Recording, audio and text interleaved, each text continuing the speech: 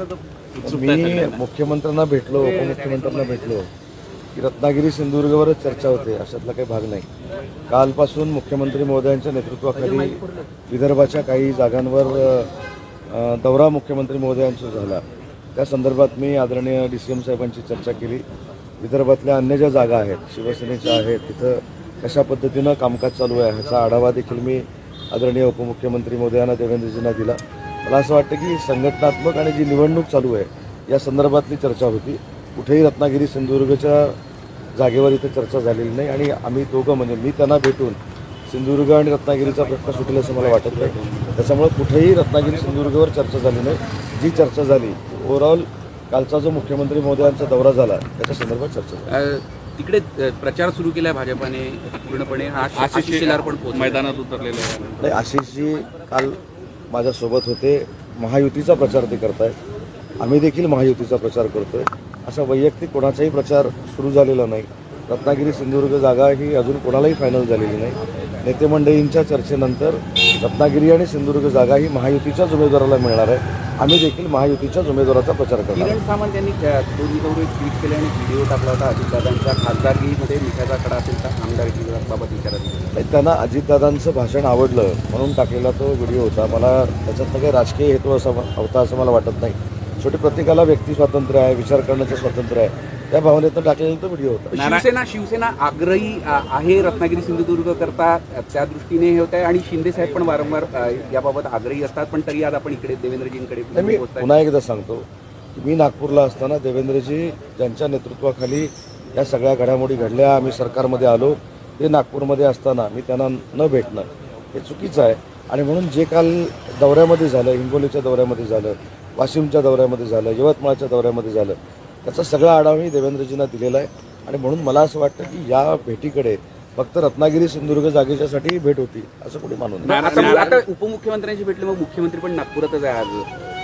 नाही, मी आत्ताच बोलणं झालं ना मुख्यमंत्री महोदयांशी, आदरणीय उपमुख्यमंत्री महोदयांचं देवेंद्रजींचं आता टेलिफोनिक बोलणं झालेलं आहे. जे काही आढावा मी सांगितलेला होता त्याच्यावर दोघांची चर्चा झालेली आहे. त्याच्यामुळे मला असं वाटतं की मुख्यमंत्री महोदय इथं आहेत, देवेंद्रजी इथं आहेत, त्याच्यामुळे असं कोण कोणाला भेटत नाही याचे वेगळे अर्थ काढण्याची काही गरज नाही. सूत्रांच्या याच्यावरनं तुम्ही काढू नये ही माझी विनंती. रवींद्र वायकरांच्या उमेदवारीला विरोध होतो आहे भाजपकडून. साहेब, उमेदवारीच्या बाबतीमध्ये चर्चा करणार एवढा मी मोठा कार्यकर्ता नाही.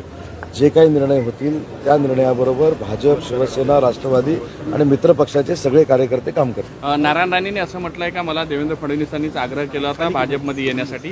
त्या सगळ्या गोष्टीतून आता कुठेतरी बोलून दाखवणे हा किस्सा, त्यामुळे कुठेतरी भाजपच्या जागेसंदर्भात हे दबाव टाकण्याचा प्रयत्न. राणे साहेब हे महायुतीतले ज्येष्ठ नेते आहेत. त्यांच्या वक्तव्यावर मी माझं वक्तव्य म्हणणं मांडणं योग्य नाही. राऊतांनी टीका केली मोदी शाह वीज पेरल्याचं काम करत आहे. मोदी शाह वीज पेरल्याचं काम करत आहे राऊतांनी. मला असं वाटतं की रोज सकाळच्या पत्रकार परिषदेला आपण एवढ्या गांभीर्याने घेण्याची आवश्यकता नाही. त्यांचं एक 3 दिवसापूर्वीचं वाक्य होतं की 35 जागा निवडून येणार आहेत. ते महाराष्ट्राबद्दल बोललेले नव्हते, ते देशाबद्दल बोलले. संजय राऊत म्हणाले की भाजप शिंदे गटाची अवस्था जी आहे ते भाजपच्या रफेलसारखी आहे असं शब्दांनी त्यांनी. मी एवढा काही साहित्यिक नाही असे शब्दप्रयोग करण्यासाठी. मी सांगितलं की त्यांच्या प्रत्येक पत्रकार परिषदेला तुम्ही एवढं गांभीर्यानं का घेता हेच मला कळत नाही. ज्यांना महाराष्ट्र गांभीर्यानं घेत नाही, शिवसेना म्हणजे उबाठा गांभीर्यानं घेत नाही, त्याला तुम्ही पण गांभीर्यानं घेऊ नका एवढी मला विनंती करायची आहे. आणि असे शब्दप्रयोग करण्यासाठी मी त्यांच्या एवढा मोठा साहित्यिक नाही. काल उद्धव ठाकरे म्हणाले भाजपने मला संपवण्याचा प्रयत्न करताय, शिवसेनेला संपवण्याचा प्रयत्न करताय, ते पूर्ण होणार नाही. ते कोण कोणाला संपवण्याचा प्रयत्न करत नसतो, प्रत्येकाचं कर्म स्वतःला संपवत असतं.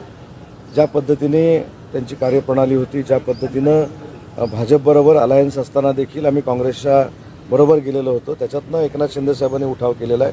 आणि म्हणून मला असं वाटतं की कोण कोणाला संपवत नसतं आणि ज्यावेळी आपण संपत असतो त्यावेळी कोणावर तरी खापर फोडायचं असतं, म्हणून केलेली उठाठेव आहे. सर, उद्धव ठाकरे म्हणाले की आता अमित शहा मोदी हे चालणार नाही तर पवार आणि ठाकरे चालतील.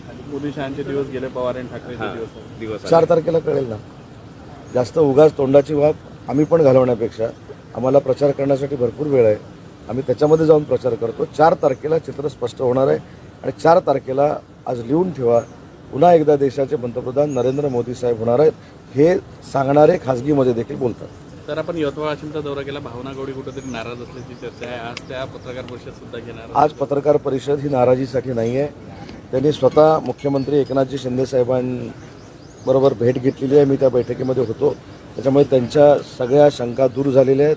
त्यांना देखील मानाचं स्थान भविष्यामध्ये दिलं जाईल. त्याच्यामुळे मला असं वाटतं की भावनाताईंची पत्रकार परिषद ही महायुतीला ताकद देण्यासाठी असेल. थँक्यू. जनशक्तीचा बुलंद आवाज म्हणजेच रत्नागिरी खबरदार.